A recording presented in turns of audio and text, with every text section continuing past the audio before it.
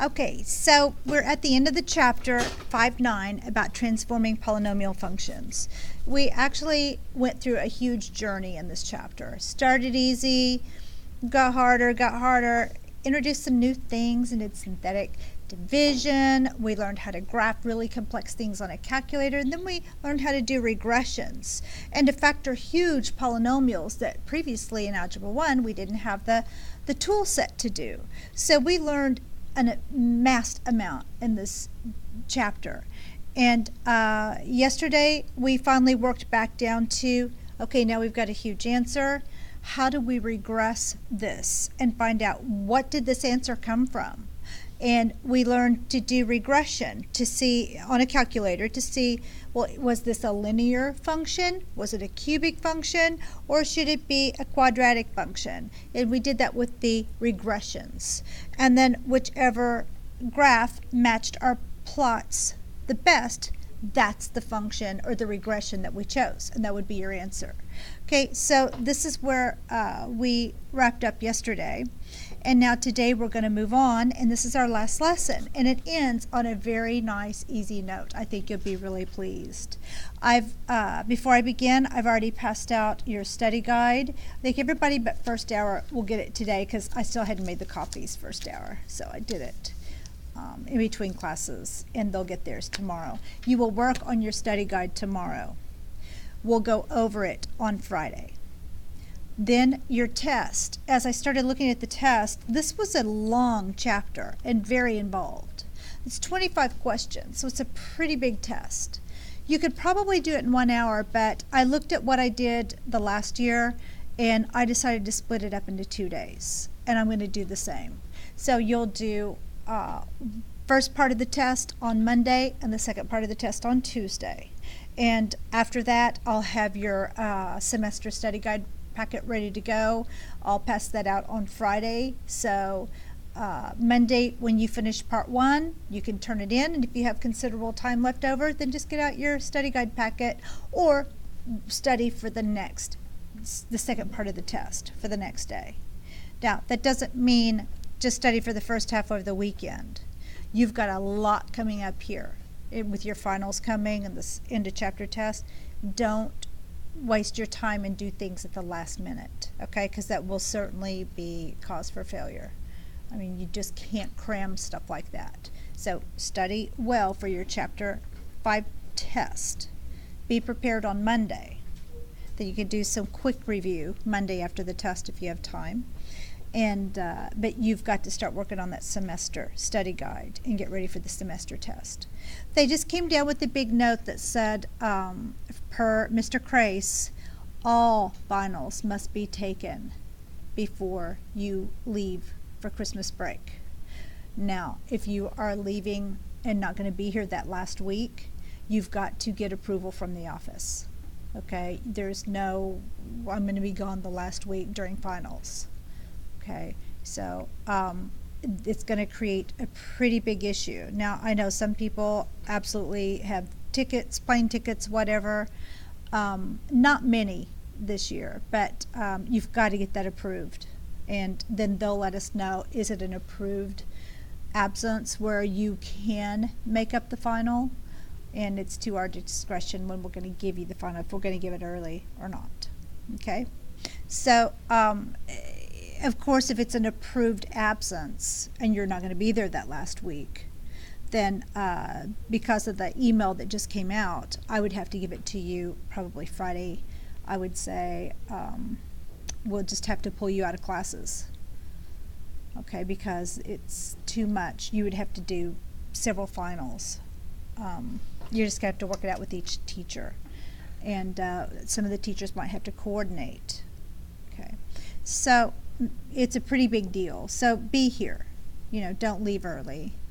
And if you have to, make sure you're communicating with your principal and then the teachers. Okay? Any questions on that? All right. And then nobody's going to come tomorrow after school to make up any exams. All right. So that's that. Now let's move on. So I ask you to copy into your math journal right here, an essential understanding. It says the graph of the function of y equals a times f of x minus h plus k is a vertical stretch or compression by the absolute value of a horizontal shift of h units, and a vertical shift of k units, okay, of the graph of f of x. So think about what we've done in the past when we had the h and the k and we decided, is it moving to the left, to the right, up or down? Are we compressing? Are we stretching? Are we flipping it over an axis or not? We're back there. Okay, so that's all this is. So I think you'll find it quite pleasant change from what we've been doing. So I ask you to write what you know about flipping graphs over the x and y axis. How do the equations change? So if we're going to flip over the x-axis, what changes? If I'm flipping values over the x-axis, what value is changing? My y value would be changing, right? So if I'm at 5 here and I flip over the x-axis, now my y is negative 5. Right? So to flip over the x-axis, you have to negate the y. So you would have something like this. Y equals, let's do a 5x. So if I negate my y and then I solve for y, what happens? I divide each side by -1 and I get y equals negative 5x. So the negative to flip over an x-axis comes out in front of your first term. Do you see that? Okay, and for to flip over the y-axis, we would negate what? The x values. So it looks a little differently, and we'll hit that in just a little bit. All right, so to begin our lesson, let's look at this. It says, what is an equation? Oops. No, I've got it all grouped together, so I can't erase it. All right, what is an equation of the graph of y equals x cubed under a vertical compression by the factor of 1/2, followed by a reflection across the x-axis, a horizontal translation 3 units to the right, and a vertical translation 2 units up?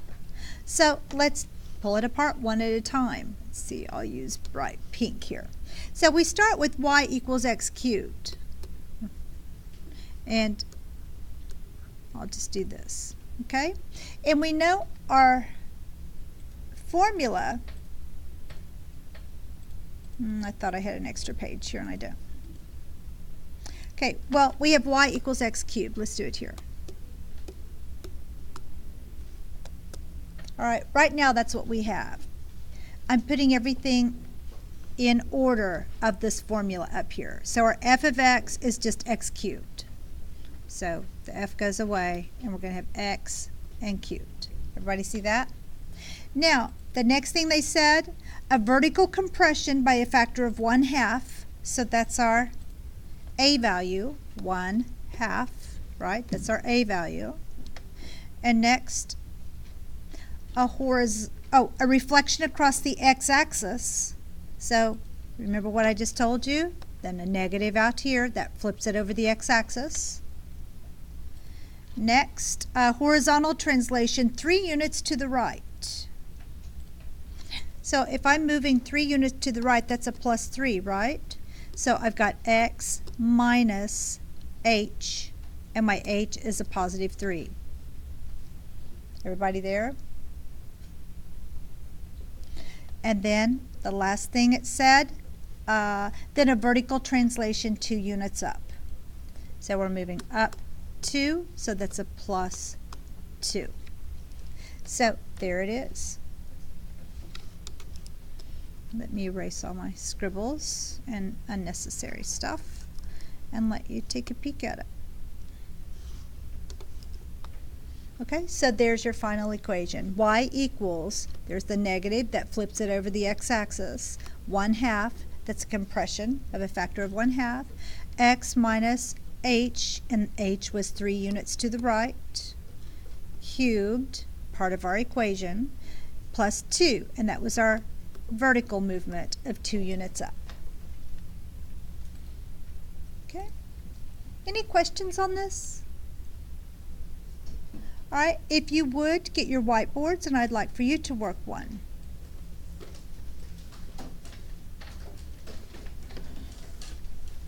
And I'm going to give you, I'll read it to you, and then I'll start the timer for 1 minute. Okay?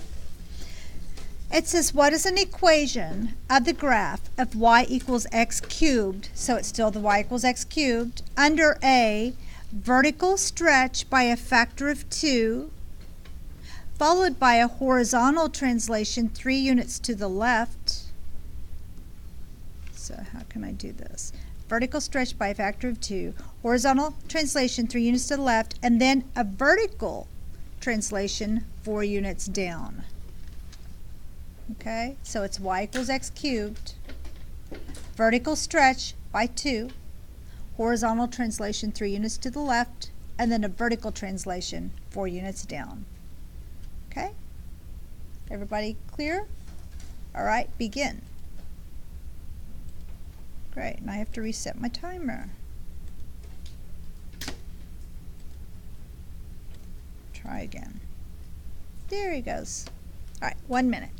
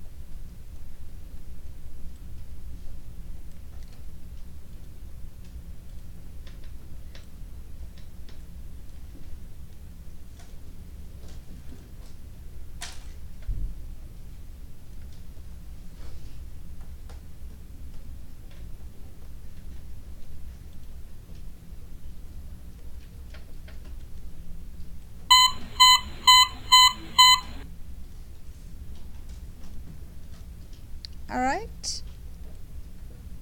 There, the other one was hard to see. Okay, that stands out a little better, right?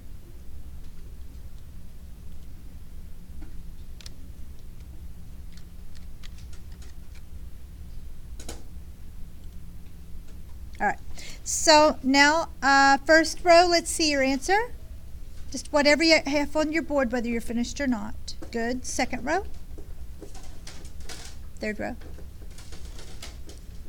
Fourth row. Fifth row. Sixth row. Very good. It looks like all of you did it. Now let's see what it is. So it says y equals x cubed. So we're going to have y equals something x cubed, right? And so a vertical stretch by a factor of 2. So that goes there. Followed by horizontal translation 3 units to the left, so it's x minus, and it's moving 3 to the left, so it's going to be a -3, so minus a negative. And then vertical translation 4 units down, so plus, if it's moving down, it's a -4.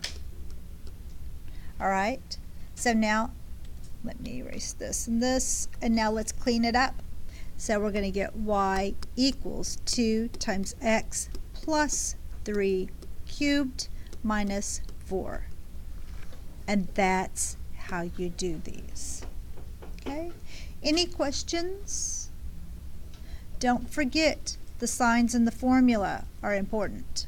Okay? So that's what makes that one that moved it horizontally look like it's going in the opposite direction. And that's what we always said in the previous chapters. It's just always going to be the opposite direction of what the sign is.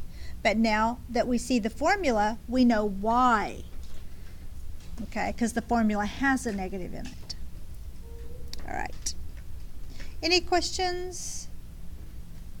All right, let's get out your workbook.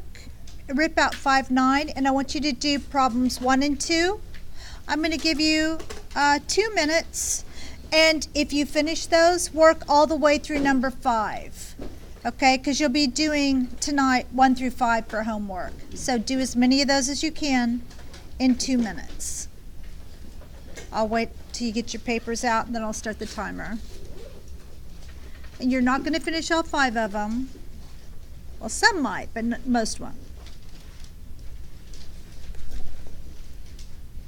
Okay, it's 5-9, practice K. Definitely get through problems 1 and 2 and go through 5 if you can. Then we'll do the next problem and work a little more, and do the next problem and work a little more. All right, you may begin. Whoops, try this again. You may begin.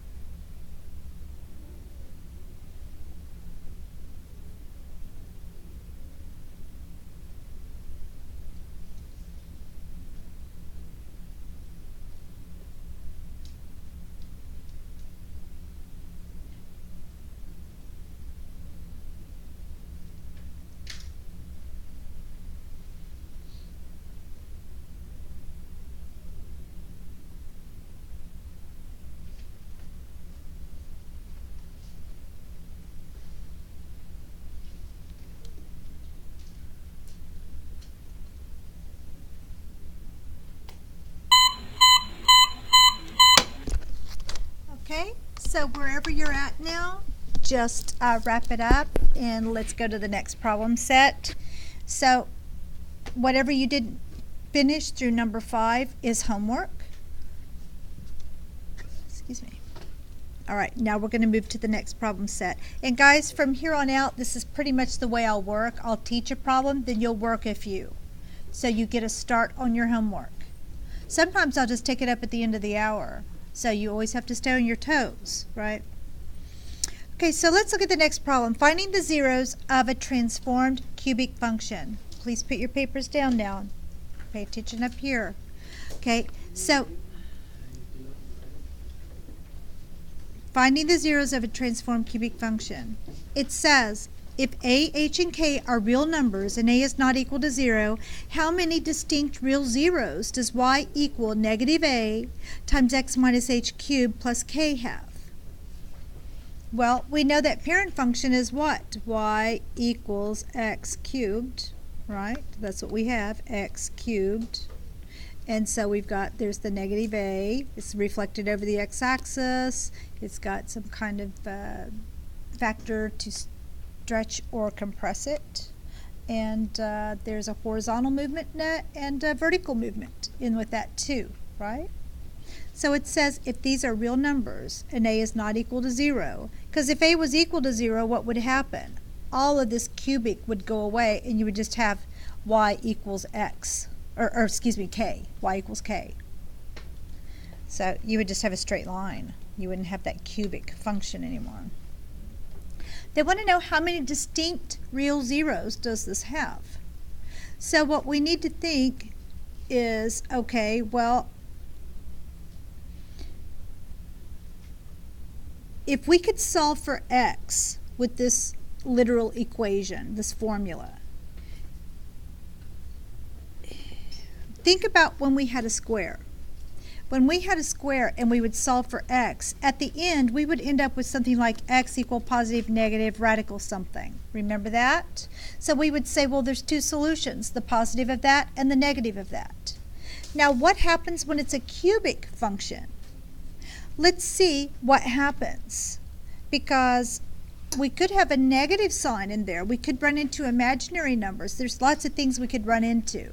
So let's just solve for x and see what happens, okay? So your first step is just to start by getting rid of the k, right? So subtract k from each side. And set it equal to 0, excuse me. Set it equal to 0. Now subtract k from each side. All right, so now they've done that. So our next step would be to do what? To get rid of our negative a. So divide each side by negative a. And when we do, you get negative k over negative a. Well, the negative signs cancel out. So we just end up with this cubic equals k over a. Now we have to take the cubic root of each side. And you show it with a little 3 in that radical sign. Okay, and just like the square, that will cancel out, and you're left with x minus h equals the cubic root of k over a. Now, we're still solving for x. That's all we're trying to do is see how many solutions do we get with this thing. Is it 1? Is it 2? 0? What happens? So now we're going to add h to each side. And you would get x equal the cubic root of k over a plus h. So does that look like a positive minus? Or a positive negative, excuse me? No, it just looks like a positive value. And how many values is that? If it's just one sign, it's just one answer, right? So it appears we just have a real single 0, one answer. The correct answer would be 1B. Okay? Any questions over that? This was sort of Algebra 1 because we're just working with a literal equation, right? But the concept of finding the zeros and knowing, the multiplicities and such, that is the Algebra 2 part. All right, so what we want to do now is let's do this one. On your whiteboards, work this out. Y equals 3 times x minus 1 cubed plus 6. So what are all the zeros here? So start solving for x. Set it equal to 0. So I'm just going to write, I would start it off like this. 3 times x minus 1 cubed plus 6 equals 0. All right, there's your first step. Now start solving.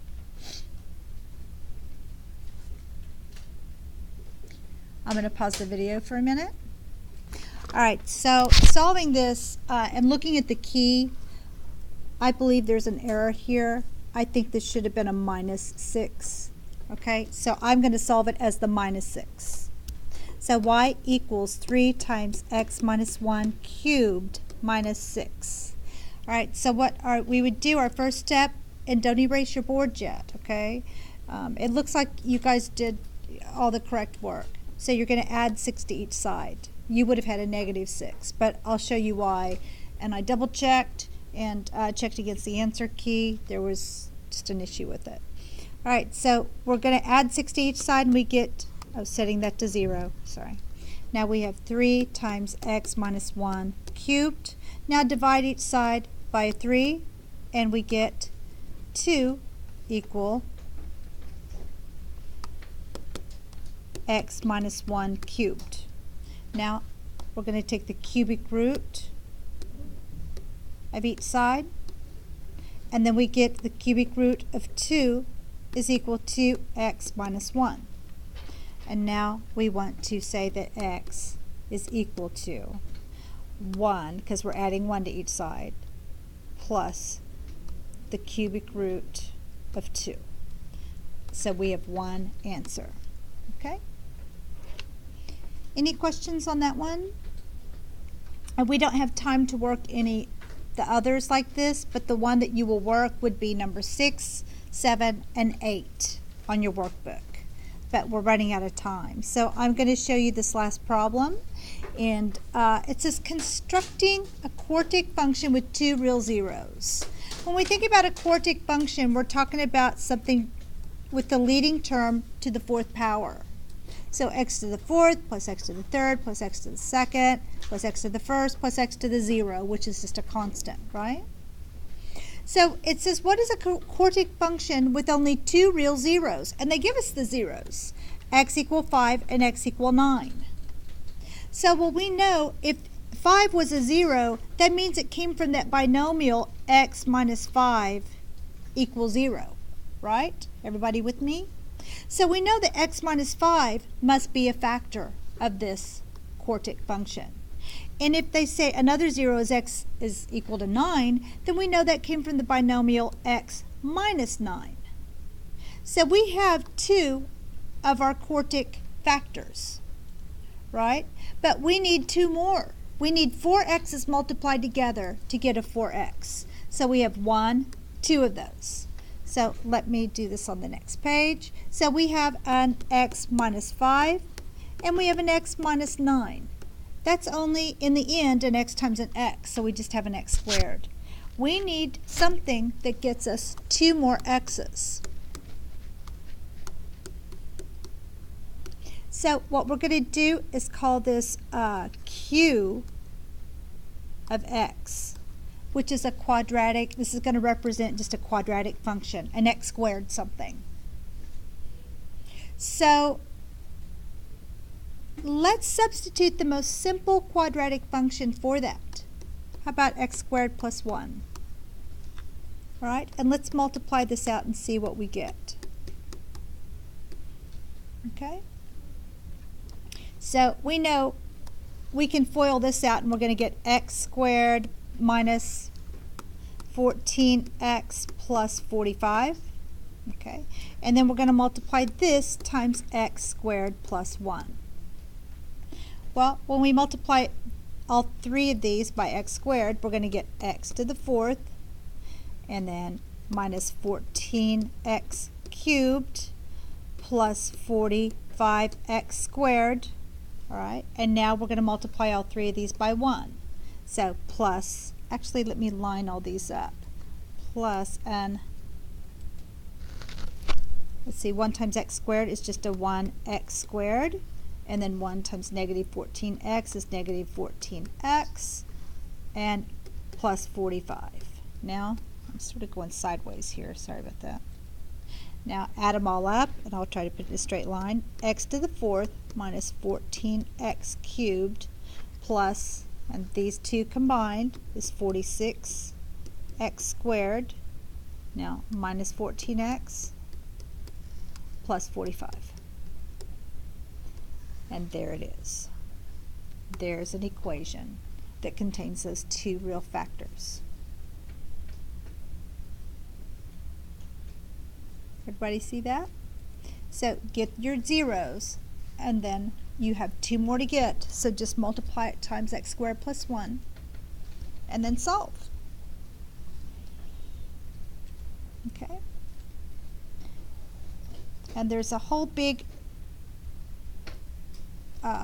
solution of why that works, and I'll leave it here for everybody to see. I'll put it on the video right here. Let's see if I can do that. There we go. Okay, so you can read through that if you need to. But then that concludes our lesson and our chapter. So let me give you our problem set. So we know with the first problem I showed you, that goes with 1, 2, 3, 4, and 5. The second problem I showed you worked 6, 7, and 8. And the last one I just showed you worked 12, 13, and 14. Turn this in tomorrow, and that's everything. Thank you so very much, and work hard. We're almost there. Thank you. This concludes our lesson.